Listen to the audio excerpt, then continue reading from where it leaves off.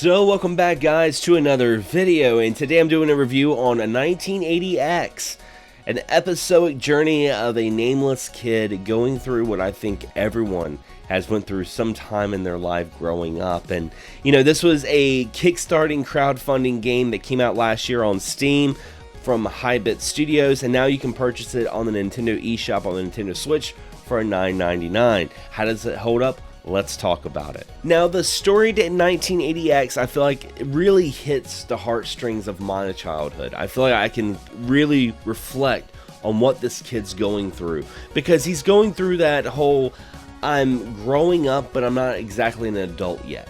You know, he's going from what seems to be middle school to high school, and he's going through all these trials and tribulations of growing up and things changing around him, things not being what it used to be.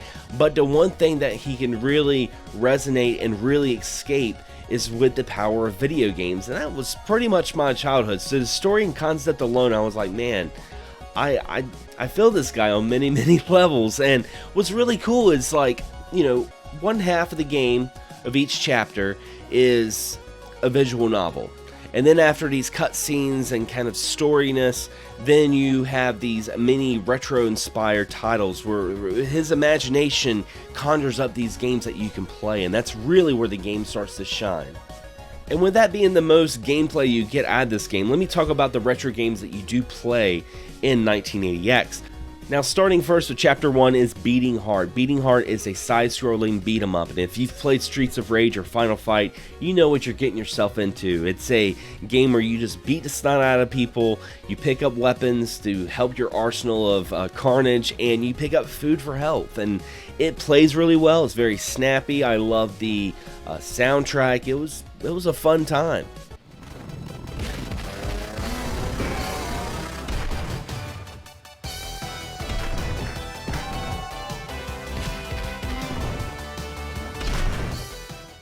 Also, Chapter 2 has a horizontal shooter very reminiscent of R-Type and Thunder Force. We're looking at Out of the Void. Out of the Void, you're flying a spaceship and you're trying to avoid asteroids and lasers. You have a beam shot that you can charge up, power-ups that you can get from items and icons that you collect from the ships and other enemies that you tear down. And at the very end, a very epic boss battle. And honestly, this game could have been a standalone title alone. I would have paid $10 from Hybit if they just made this a full throttle game.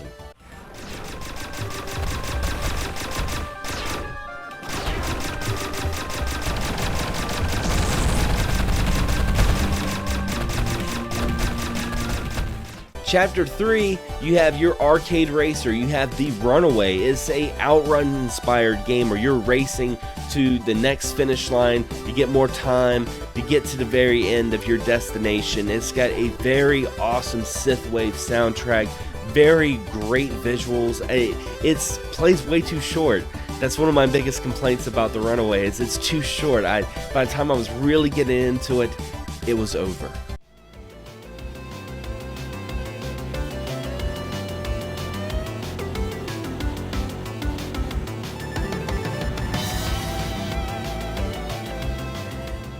And Chapter 4 is Shadow Play, which is an endless runner ninja inspired game where you're just running and slashing everything that's in your way, and you really have to test your reflexes. It's probably the hardest game out of the mini games in this title, but it's the most rewarding, and I had so much fun playing that one. And also the music, oh my gosh, the music is composed by legendary video game composer Yuzo Koshiro.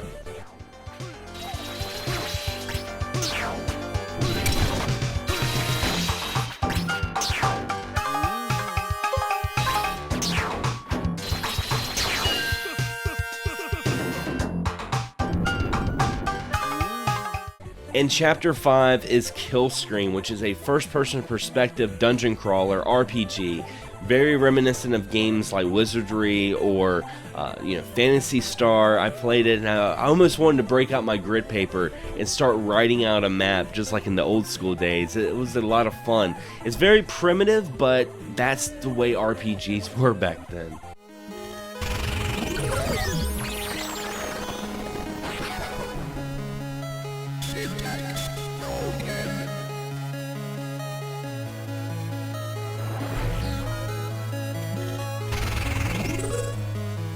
So overall, I've been pretty much gushing about this game. What do I not like about this game? And you'll be very surprised in the sense that as much as I gush about the story and the concept, I thought it was very, very awesome.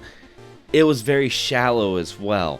I felt like there was a little bit more that needed to happen in this game. I felt like we were really getting a huge build-up and really awesome retro gaming experience, but this game is so short that by the time you really start getting the gears in motion, that's the end, and you have to wait for another installment.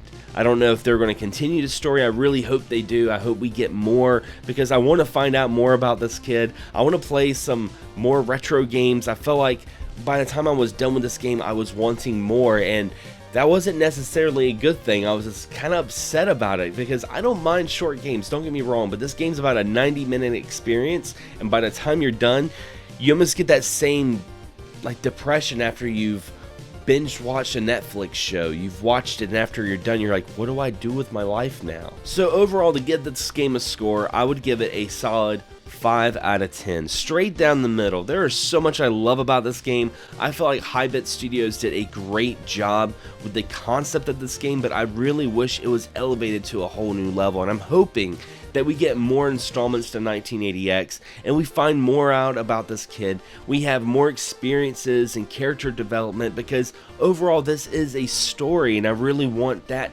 to progress just as much as I did having fun playing the retro inspired games. But anyway, guys, what do you think about 1980X? Is this a game you want to check out? Leave a comment below. Also, if you've played 1980X, what was your favorite retro minigame? I'd love to hear from you. And if you enjoyed this video, don't forget to subscribe, but also hit the bell for notifications so you're notified on all future content that comes out on this channel. Anyway, guys, as always, thanks for watching, thanks for subscribing, and as always, happy gaming.